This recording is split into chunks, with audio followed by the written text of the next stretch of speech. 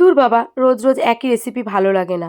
তো বন্ধুরা, আমি চলে এসেছি তোমাদের কাছে আর একটা নতুন রেসিপি নিয়ে। অবশ্যই তোমাদের ভালো লাগবে।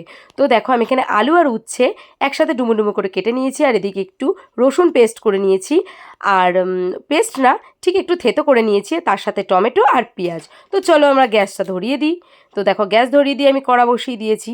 তো কড়াতে এবার আমি দিয়ে দেবো তেল। তো দেখো, আমি এক একে তেল দিয়ে দিচ্ছি কড়াতে। তেলটা যখনই একটু গরম হবে, তো দেখো, হ্যাঁ, তেলটা যখনই একটু গরম হয়ে যাবে তখনই আমি এর মধ্যে দিয়ে দেব কালো জিরে। তো কালো জিরেটা ফুটতে শুরু করেছে, আর এর মধ্যে আমি দিয়ে দিচ্ছি দেখো থেতো করা রসুন। তো রসুনটা যতক্ষণ একটু লাল লাল হচ্ছে একটু নেড়ে চেড়ে নেব।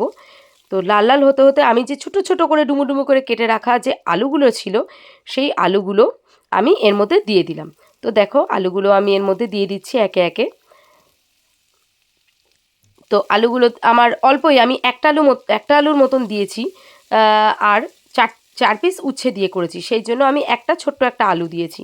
সেই আলুটাকে দেখো আমি ভালো করে একটু ভেজে নেব, হালকা করে লাল লাল করে একটু ভেজে নেব। যখনই আলুটা একটু লাল লাল ভাজা হবে, এর মধ্যে আমি একে একে উচ্ছেটা দিয়ে দেবো। তো দেখো, উচ্ছেটা দিয়েও আমি একটু ভালো করে নেড়ে নেব।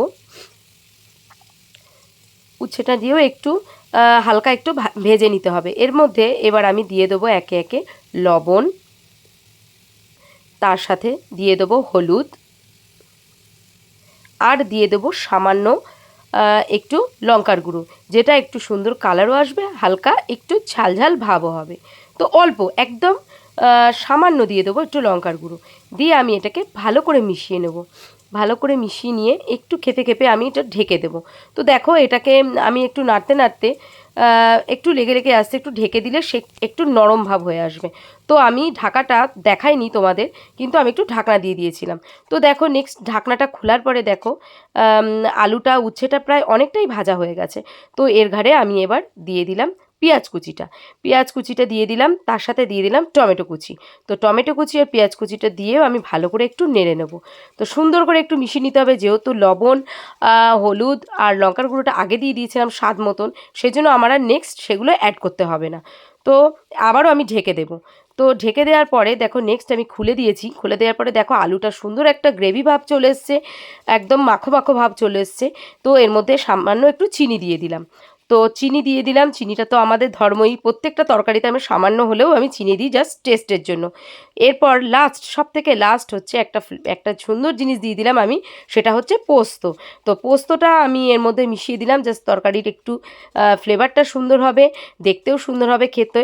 আর পোস্তর লোভে সব বাচ্চারাই কিন্তু আর মুখ ফিরে থাকতে পারবে না এত সুন্দর রেসিপিটা দেখে।